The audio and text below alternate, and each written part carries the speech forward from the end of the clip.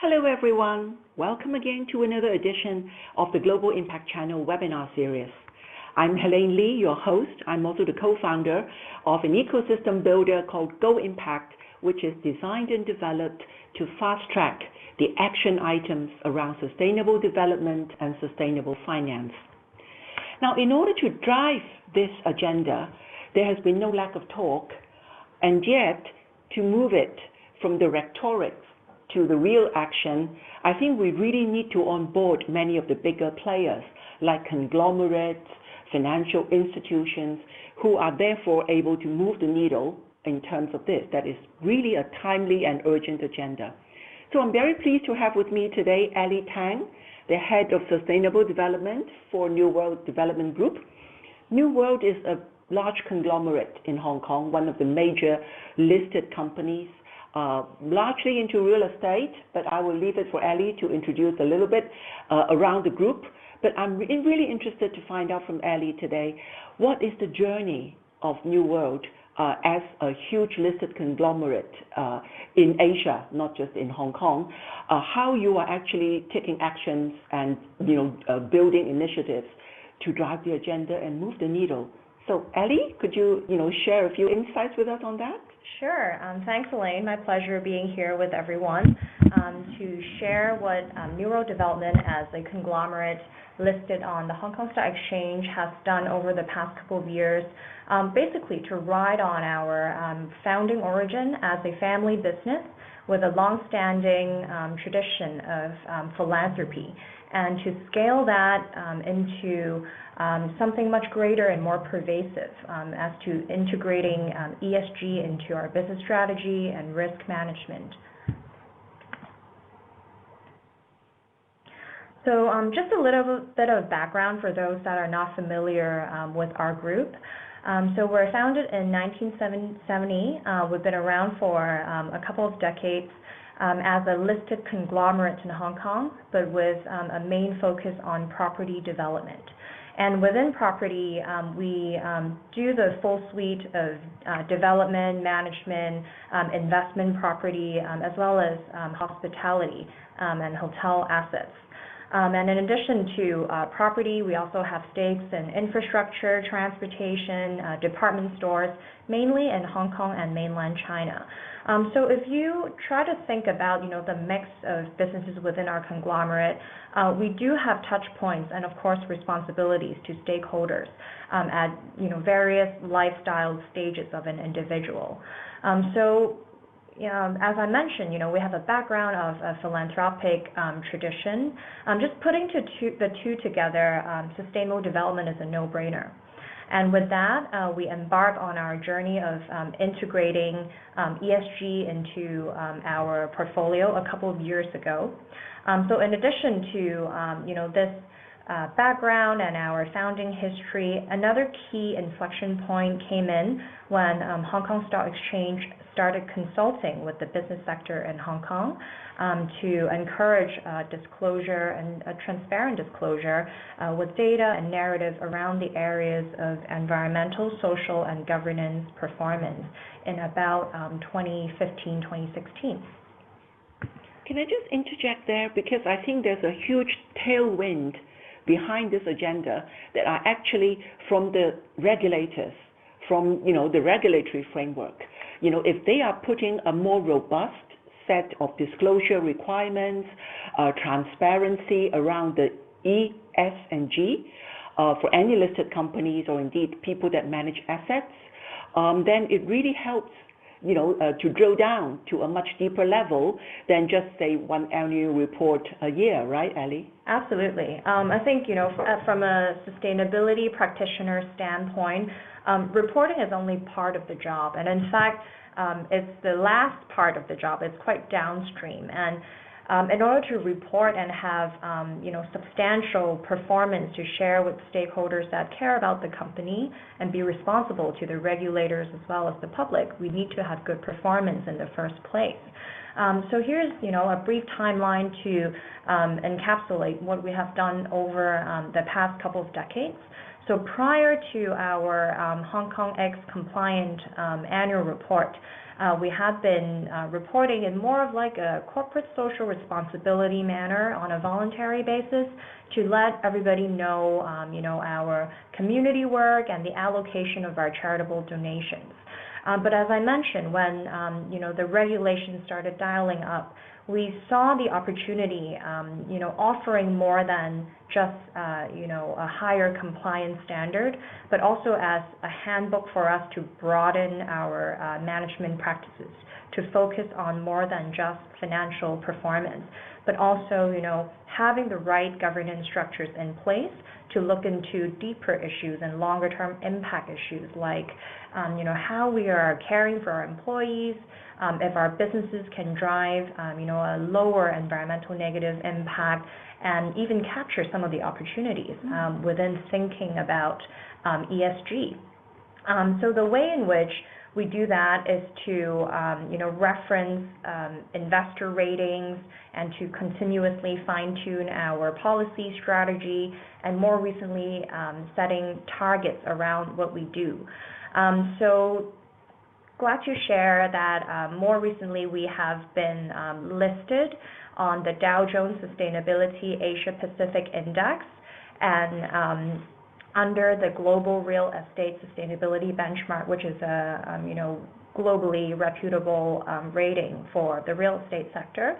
We've been ranked number 1 among all Eastern Asia diversified listed businesses.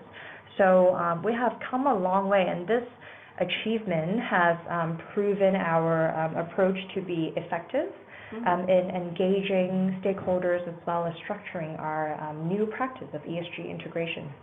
That's really good. I mean, having that recognition coupled with the regulators' kind of tailwind is really something that can embed the agenda even further from the corporate point of view, right?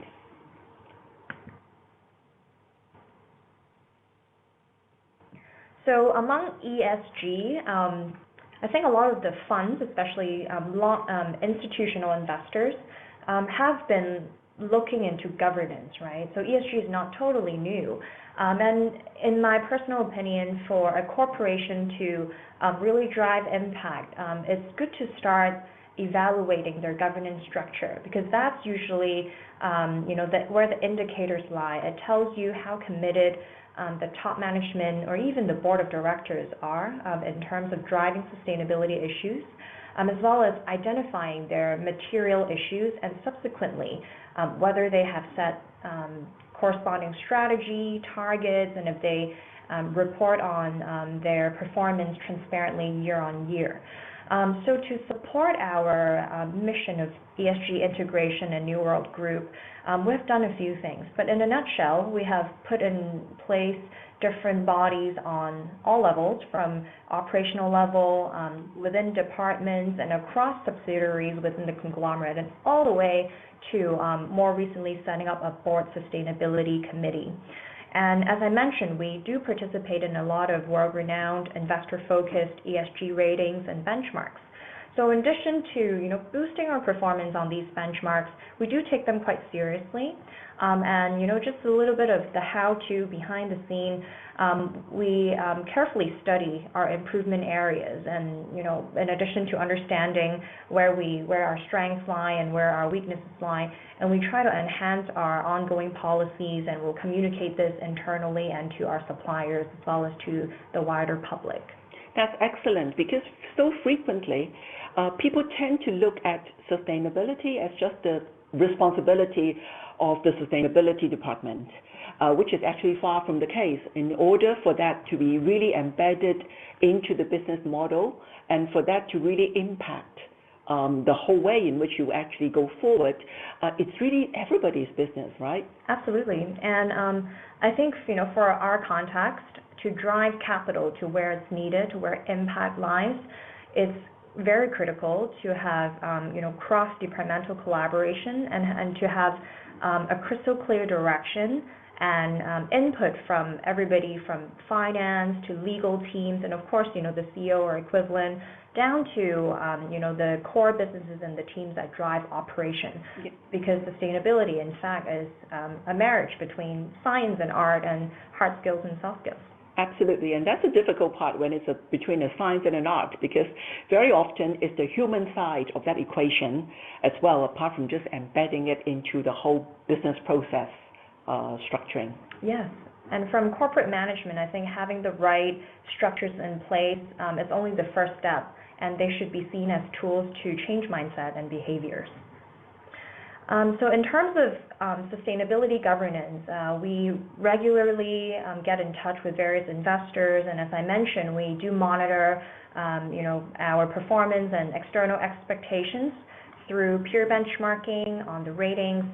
And we do see a lot of questions and concerns from investors regarding how a company manages its risk, and not just the traditional business risk, but also thinking longer term about ESG risk. And a top of mind issue right now would be climate risk. And this is particularly relevant to New World Group, especially with our property business. Yep. And we are seeing upcoming trends of insurance companies adjusting valuation of properties due to how a company addresses climate risk and so forth. So to bring this to a more deployable level, we have strengthened our enterprise risk management system to include ESG risk into our regular flagging mechanism, and subsequently we upskill our staff to understand on a day-to-day basis in various job roles what do ESG risk mean and where they're commonly seen. So our risk management system has been strengthened to sort of support our ongoing deliberation of policy and implementation.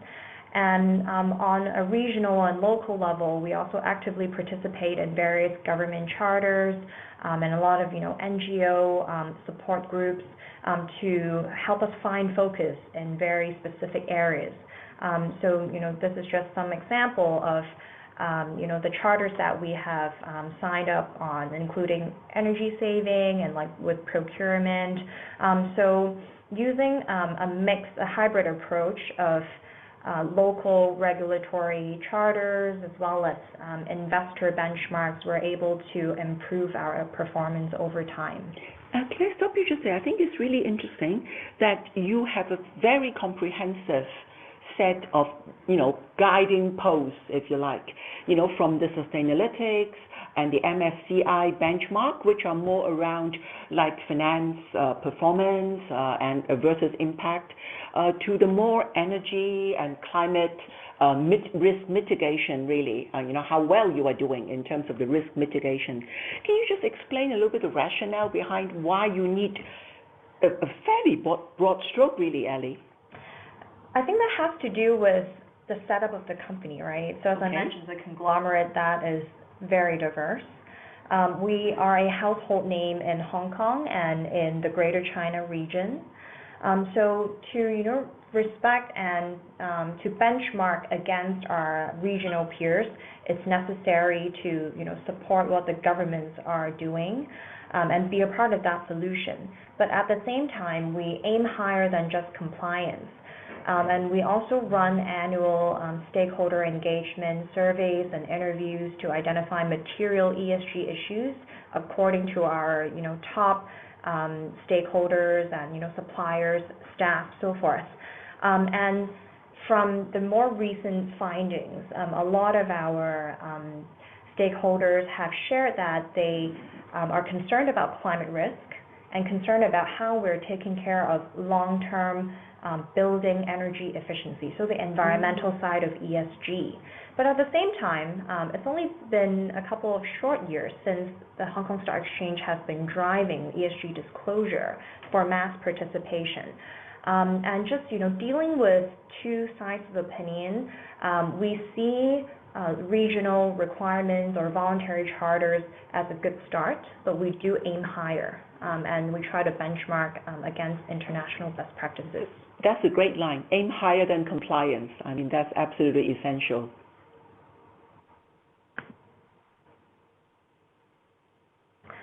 So to make sense of sustainability for all of our public stakeholders, and to tie in all of our different initiatives and ongoing achievements, we established our New World Sustainability Vision 2030 2 years ago. So this vision serves a few purposes. One, to keep our sustainability agenda very relatable and understandable. So under this vision, we aim to enhance our customer experience around the areas of green, wellness, smart, and caring. Now, you may be wondering how these 4 pillars came about. And the way in which we do that is through our annual stakeholder survey to identify material issues. We also took a look at our business priorities as the conglomerate's makeup is changing over the years through new ventures, M&A, and so forth. And we also referenced the United Nations Sustainable Development Goals. Right. So the SDGs, as some of you may have heard of, there's 17 of them. They're very lofty commitments. And as a corporate, we may not be able to achieve and drive the targets under all 17 goals. But what we can do at the very least is to align our business strategy and our risk management with the UN SDGs that we find most relevant. So in developing this 2030 vision, we have selected specific goals that we adopt. And we use this vision, therefore, to structure our products and services. We use it as a conceptual design framework. And in a month or so, when we release our upcoming annual financial report, we will announce our 2030 targets under these 4 pillars. That's great. So in terms of the strategy under the vision, so under green, wellness, smart, and caring, we put smart sort of as a pillar that cuts across everything we do. We think, as we are facing tomorrow's challenge, we should innovate more, we should look into digitalization opportunities. That's why we're not going to set specific targets, but just some key directions under green, wellness, and caring before we're able to publicly disclose our targets. So green, I think, needs no explanation. As I mentioned briefly earlier, we're building new certified green buildings. We're managing our climate impacts, whether that has to do with energy or waste. We're experimenting with different green financing means to support our ongoing green initiatives, and we're investing in environmental services while beginning to divest from fossil fuel-based investment projects or environmental services projects. Wellness, definitely a top-of-mind issue as climate impacts are affecting everyone. So in addition to the group's ongoing healthcare ventures, we also care deeply about staff wellness because people are our biggest assets. We also try to promote wellness through community sporting events and promote sports, as well as mind wellness through tenant engagement and customer support. Caring needs no further explanation either. We have a long-standing history of philanthropy, and in Hong Kong we do run a flagship program that promotes sports training and improves social mobility of a lot of underprivileged students.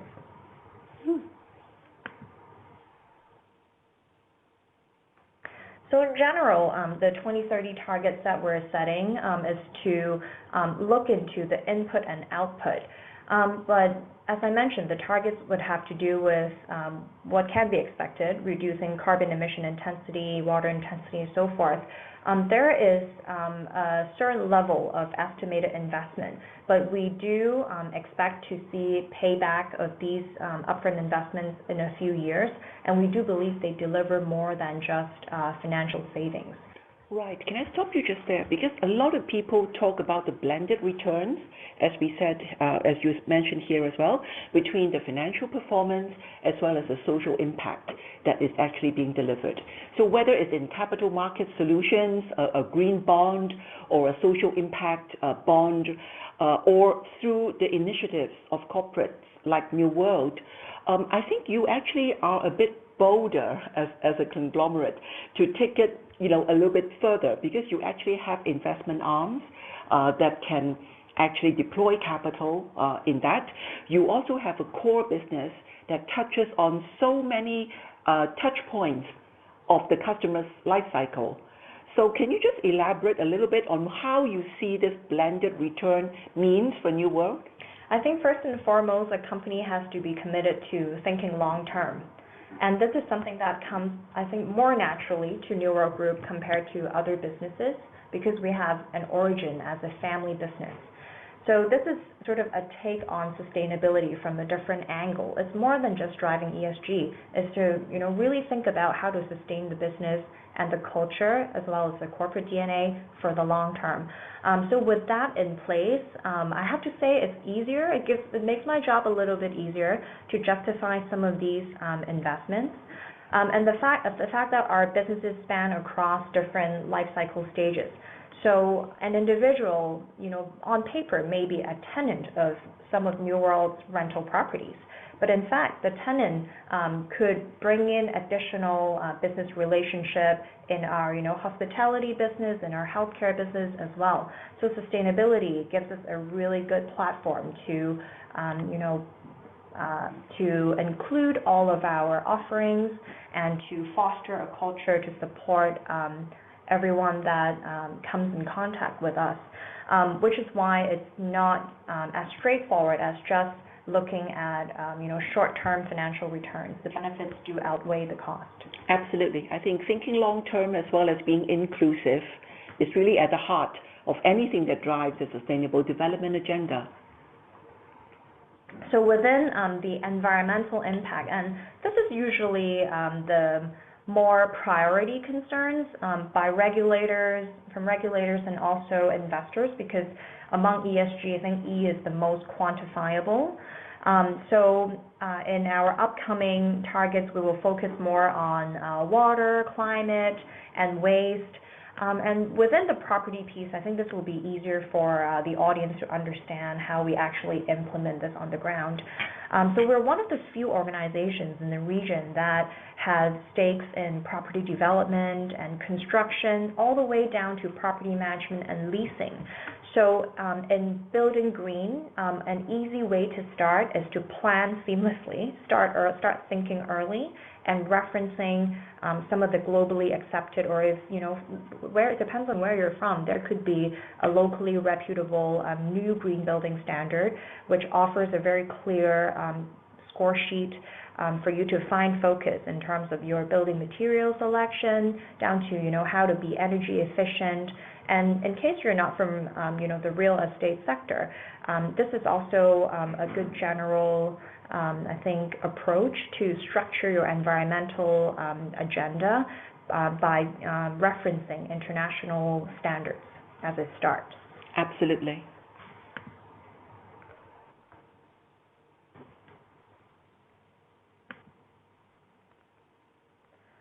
So as I mentioned, new green building certifications at this point in 2019 should be a no-brainer.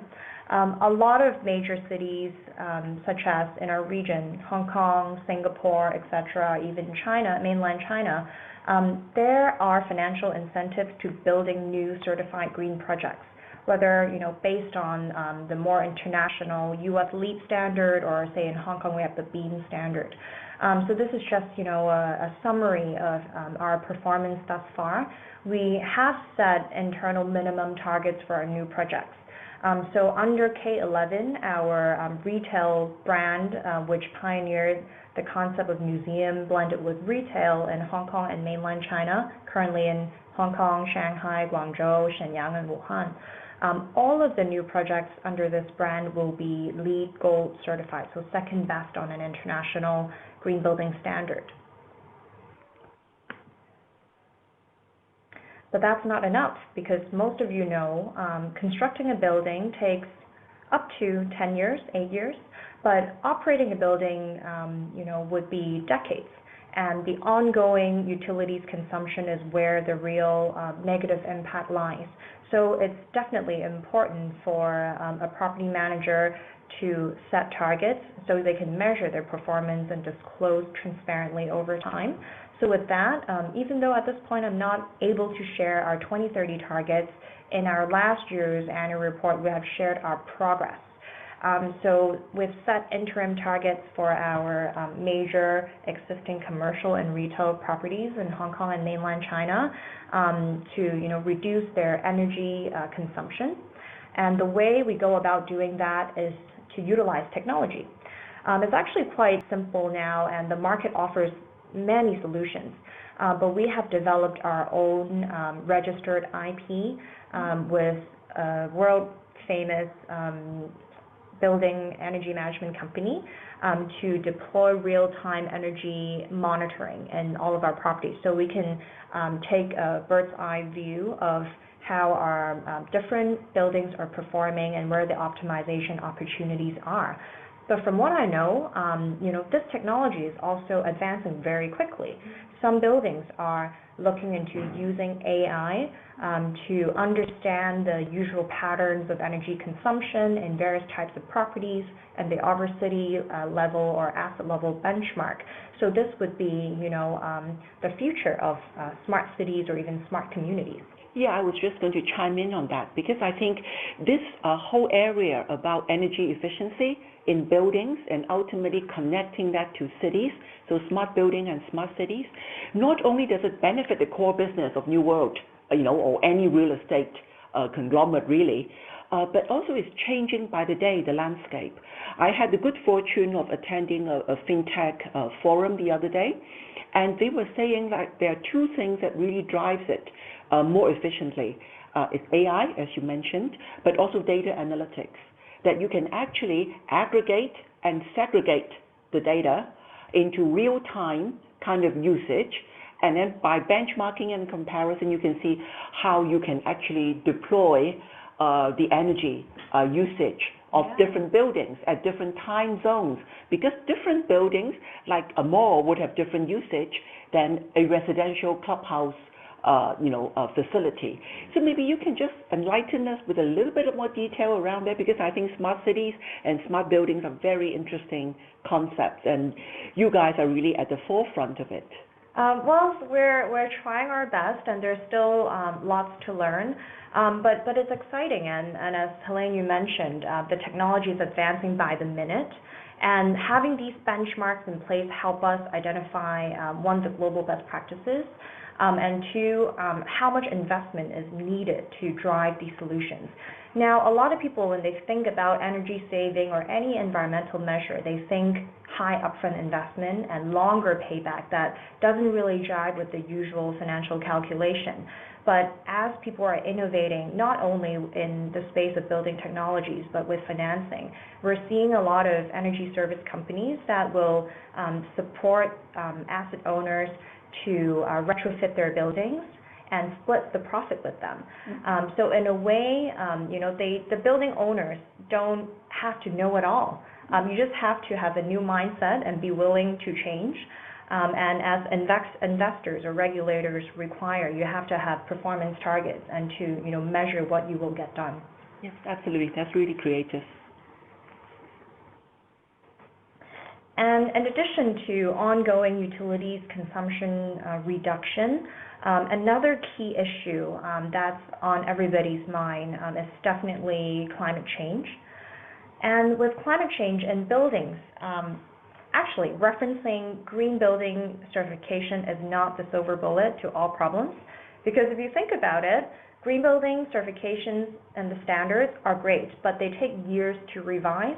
And they need to reach industry consensus from various professionals, while climate change impacts early by the second. So as a builder and a building operator, we're very concerned about what this does to our existing buildings and how our new building design should adapt to climate change. So there are a few things that New York Group has done over the years. In the Greater Bay Area, where we are very heavily concentrated in terms of property assets, we do realize this GBA, which is a cluster of 11 cities in southern China, are seeing very severe climate risk, especially water risk. through mega typhoons, flash floods, or some areas floods where they shouldn't happen, or extreme heat. So recently we have we've deployed a few strategies. One of them is called Sponge City. So we actually pioneered this myriad of different design strategy to enhance water efficiency on our properties by doing things like rainwater harvesting and recycling as irrigation water or flushing water. And on the pedestrian sidewalks on site, we'll use more water absorbent eco materials, to even concerning our green landscaping. So as a planting strategy, we will prioritize the planting of native tree species, which uses less water compared to exotic species. So coupling a few of these strategies, one of our pilot projects in southern China, the Canton First Estate mixed-use development, has done different tests, and it's supposed to withstand a once in every 50-year torrential rainstorm. And they have won a lot of different awards in water management and green building. So from this lesson, we have continually refined our water management strategy and deploy some of these design concepts in newer buildings. Yeah, I think the extreme, climate like extreme heat or mega typhoons and hurricanes like we have never seen before, they are actually providing a bit of impetus for people to face the music in a way, that this is not just something you watch on television. This is not just something that happens in a movie, but we need to do something about it. And I'm so glad to see that this is being woven into the future planning of the buildings, because a building actually, it will be there. It's difficult to try to, go back, take a step back to change everything, in a retrospective, manner. So this is really a great initiative. It is very exciting. It offers us a lot of insights and, of course, responsibilities to think about how we enhance our structures over time to not just adapt to climate, but suit the needs of its occupants. So in our one of our upcoming commercial redevelopment in Hong Kong, under the office building brand of K11 Atelier, we have precisely taken this vision, and we have to drive the building as the world's first certified green. And so in addition to some of the green building certifications that we usually reference and apply for, we have taken a pretty bold attempt at trying the WELL building standard, which literally is a global movement to build healthy buildings, which requires not just governance over the design, the building materials, or even the waste management, but down to ongoing building performance in terms of indoor air quality, water quality, whether the building itself attracts tenants that provide options of green retail, healthy diet, and how our building facilities management supports the staff in pursuing a higher level of health and well-being. So this particular building has been triple certified to the Hong Kong BEAM Plus and LEED Green Standard, and also as the world's first WELL certified building, and we're unveiling that quite soon, with a lot of exciting tenant support programs and also initiatives to engage the community. Yep. So with this track record, with a portfolio of increasingly common certified green buildings, and with the Kings Road project, we have built a consistent approach and a track record in green properties. So this gives us leeway to consider different financing means as green financing has become more popular. And we did this as an effort to one, trial various types of financing, and two, to support Hong Kong in its endeavor to become the region's green finance hub. So at the Kings Road, with the Kings Road project, we raised Hong Kong's first green loan by converting a construction loan, because the project itself has met some of the criteria that we have outlined in our framework, a green finance framework, which was developed based on both the internationally accepted green bond principles and green loan principles, having new building certification as one of the eligible criteria. So year on year in our annual report, we will include an impact report to share with our stakeholders and our shareholders where the money is going to. Right. So another key project to bring in all of the concepts and initiatives, as well as governance strategies that we have mentioned, is Victoria Dockside. In my personal opinion, this is a project that encapsulates Hong Kong's history as well as New World's history. So Victoria Dockside is a mixed-use development, sits at the Hong Kong Tsim Sha Tsui area's waterfront. And previously, this area used to be New World Center, which was constructed in the early 70s, also by New World Group, as one of Hong Kong's first mixed-use development with hotel, service, apartment, department stores, and so forth. But as retail consumers' taste has changed and the city has evolved, we spent the past 10 years to reimagine what Hong Kong needs in its waterfront. So there comes Victoria Dockside, unveiled face by face since 2 years ago in the end of 2017. And there's an office block, K11 Atelier, and the Rosewood Hong Kong Hotel. K11 Musea is our cultural retail destination. It also includes a very exciting public promenade called Avenue of Stars, and also a public space called Salisbury Garden. So with this very unique mix, and the location in a very iconic harborfront area of Hong Kong, we made a point to build green in each of the office blocks mentioned. So as you can see on the slide, each building has sought green building certification, and we don't stop there. We want to make sure our vision is implemented on the ground, and we do see Victoria Docks as a platform where we spread our sustainable culture to all of the building occupants and the users. So we've also launched the K11 Sustainable Tenancy Pledge, where we support our office and retail tenants from their tenant space design stage to help them optimize their energy consumption, and say for restaurants, F&B tenants, we'll support them with food waste sorting and management, and we provide them with a free environmental audit, and in some cases we'll refer them to smart metering services. Some of the earlier adopted tenants have realized the benefits of energy saving, or at the very least how to engage their shop staff or their office workers on sustainability and environmental awareness. And the tenants that have participated in this pledge, if they're able to comply with their commitments, in exchange they will have sponsored quotas to participate in some of the cultural activities, because why we're doing this is to promote sustainability being more than just green. It's about whole person development. It's about adopting this very holistic lifestyle. Has the response been very good for this?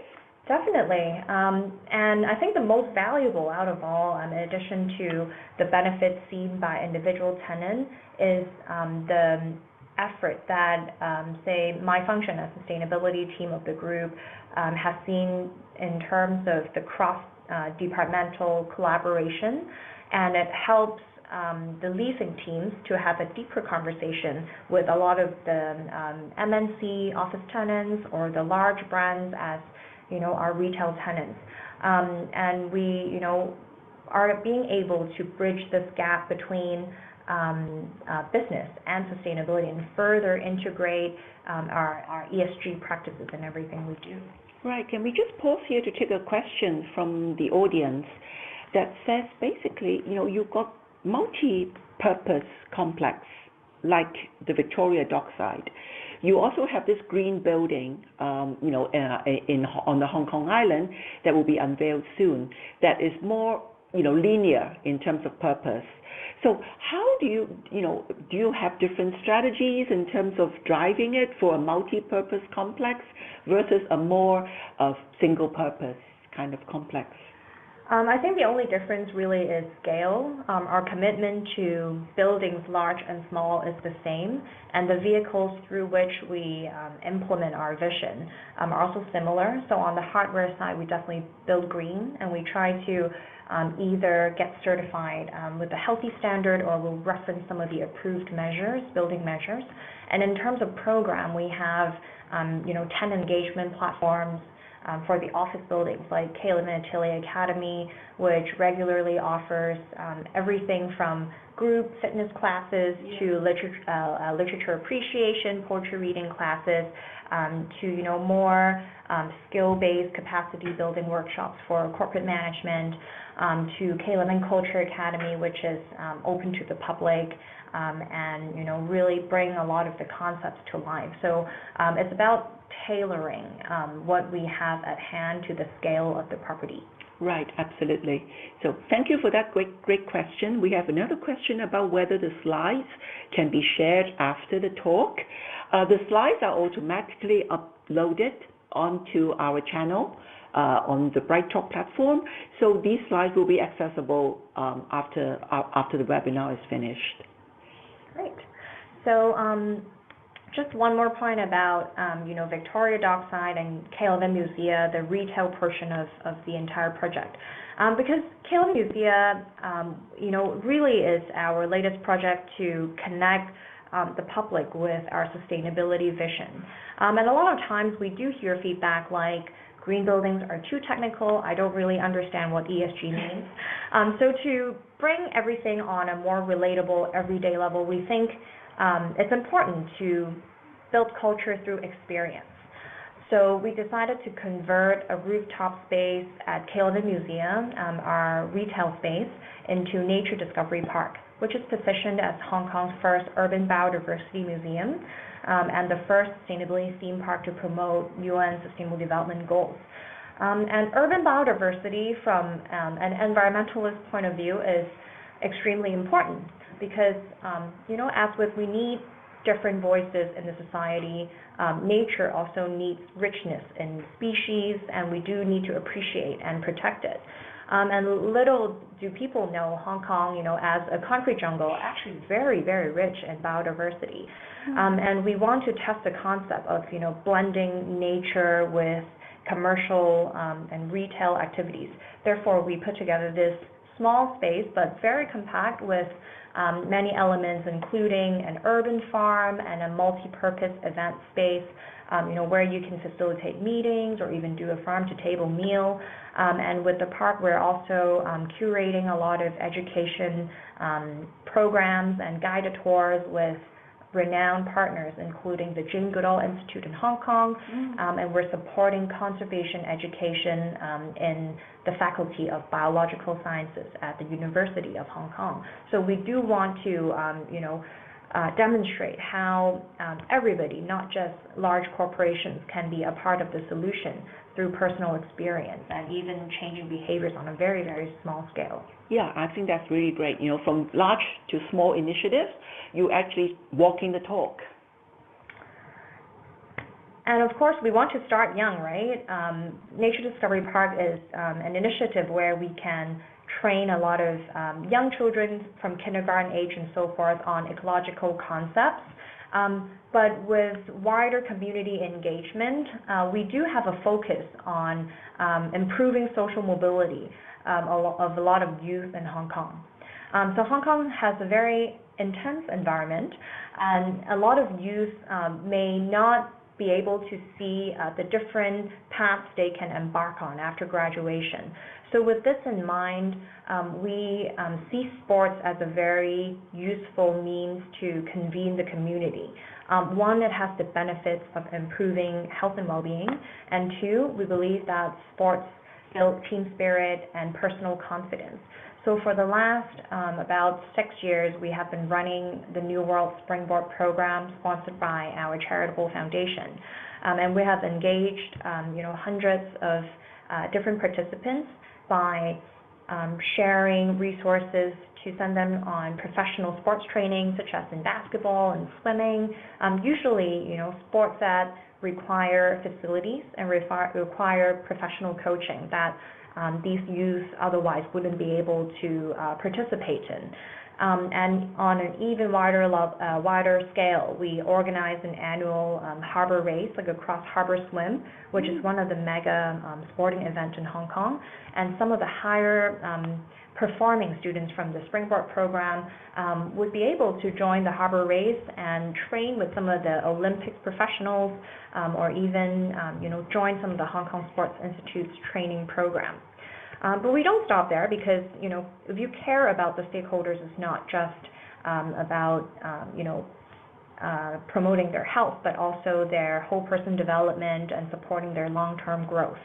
And we do see entrepreneurship as a very critical part of building our internal culture and also supporting the talents in the community. So we have started an incubator for Hong Kong registered B2B focused startups. Some of them have to do with environmental improvement as well, and we are on our second cohort by providing them with group level connection, project mentorship, as well as funding opportunities. So it's definitely an exciting space, and we're looking forward to reporting back with impact. Great. Is that across the Greater Bay Area, or is it more focused on just Hong Kong, the cohort? So as mentioned, the incubator focuses on recruiting Hong Kong-based startups, but we do expose them to the world, actually. Yeah. But Greater Bay Area, of course, is one of our development focus areas, so we have more connections in this region. We've connected some of the incubatees with other startups. Sure. Or other entrepreneurs, and plug them in with different opportunities, but they also have global exchange opportunities as well. So this is just to encapsulate our achievement thus far. We see awards and recognitions as something very encouraging, but as with ESG rating, we do actively benchmark how we perform compared to our peers to drive overall improvement.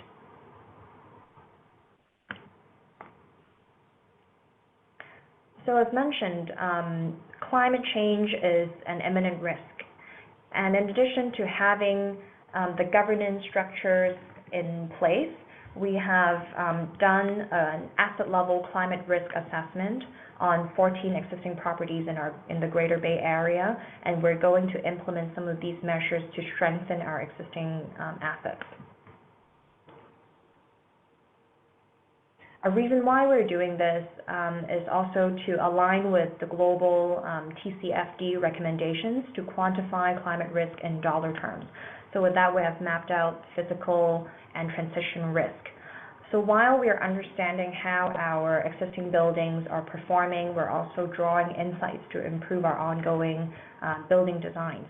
And then last but not least, being able to quantify our financial climate risk in financial terms. That's excellent, Ellie. I think there's a lot of food for thought you have left with the audience. I'm sure that the audience can interact with you, and we'd like to thank you again for sharing all that with us. Thanks for the opportunity. We'd love your feedback.